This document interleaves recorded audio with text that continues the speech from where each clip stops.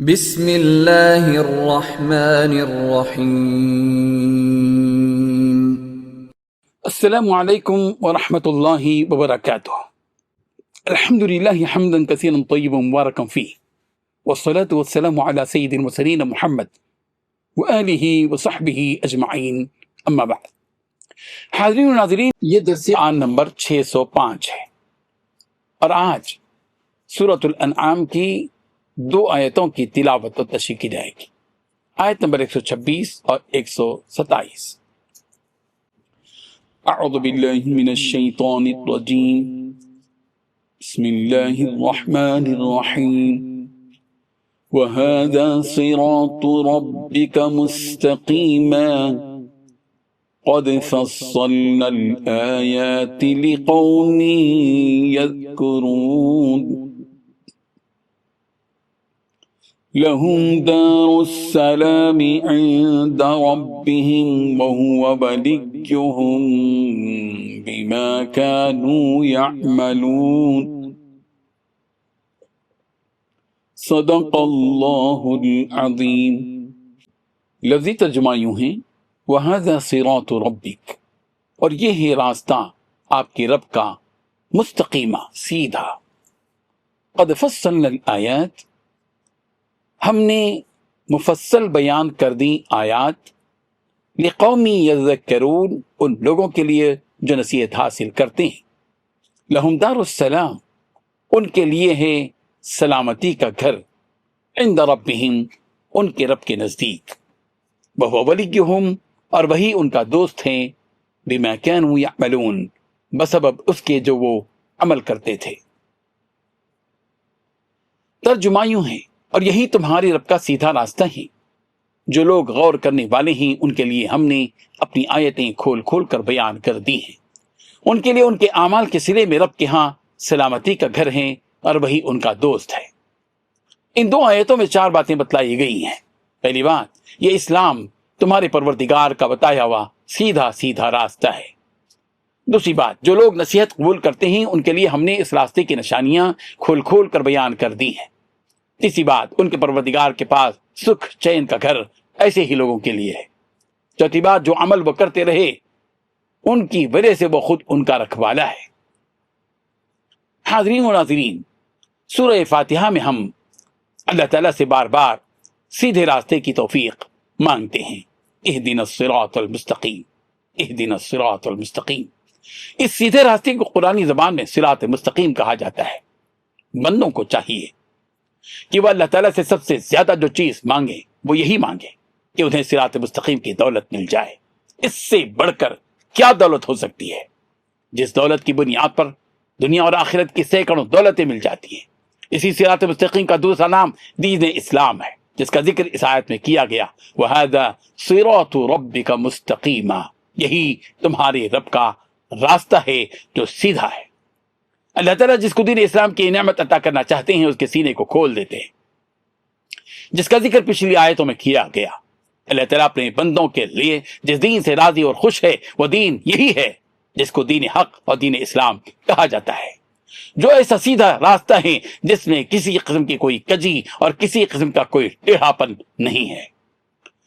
زمین و آسمان کے خالق و مالک کا راستہ ہی سیدھا راستہ ہے اور درست راستہ ہے، اور اس راستے سے ہٹ کر جتنے راستے ہیں جو انسانوں نے اپنے طور پر بنا لیے ہیں وہ سب ٹیڑھے راستے ہیں۔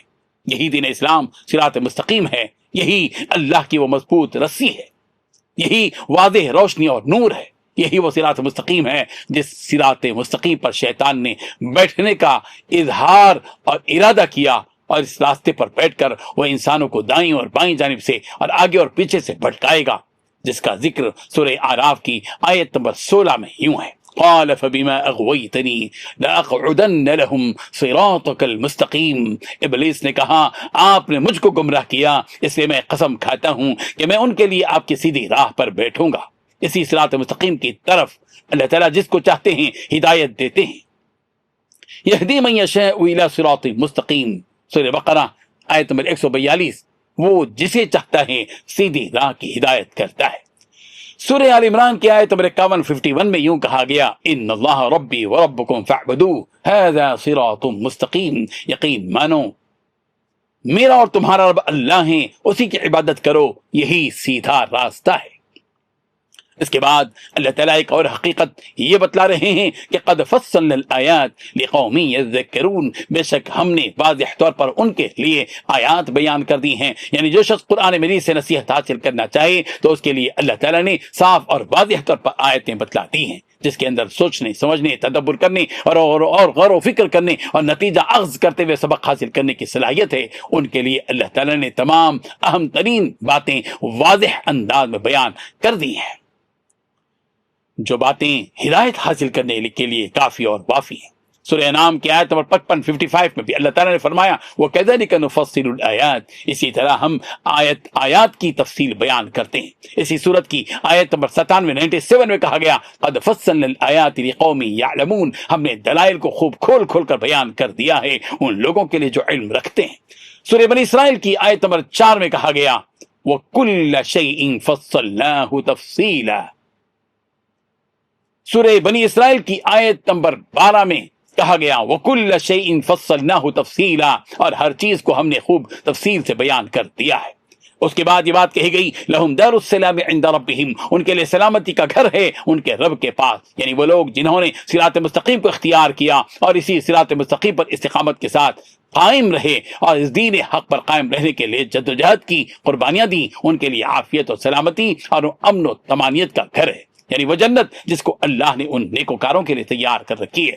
یہ وہ خوش نصیب لوگ ہیں جنہوں نے نبیوں کا طریقہ پسند کیا، قبول کیا، عمل اس طریقے پر کار بند رہے۔ جنت کو سلامتی کا گھر اس لیے کہا گیا کہ جنت میں نہ کوئی پریشانی ہوگی اور نہ ہی کوئی غم اور حزن ہوگا اور نہ ہی کوئی ظلم و ستم ہوگا اور نہ ہی وہاں مصیبتیں اور تکلیفیں ہوں گی اور نہ ہی آپسی بغض اور کینہ ہوگا اور نہ ہی جنت پہ کوئی ایک دوسرے پر حسد کرنے والا اور دشمنی اتارنے والا ہوگا۔ یہ سلامتی کا گھر اس لیے بھی ہے کہ یہاں کی نعمتوں کے نہ ختم ہونے کا امکان ہوگا اور نہ ہی کسی نعمت کے چھن جانے کا خوف ہوگا۔ جس جنت میں انہیں داخل کیا جائے گا، داخلے کے وقت تیقن دیا جائے گا کہ جس جگہ وہ داخل ہو رہے ہیں وہ امن و امان کی جگہ ہے، وہ ہمیشہ رہنے کی جگہ ہے۔ ذالک یوم الخلود، یہ ہمیشہ رہنے کا دن ہے۔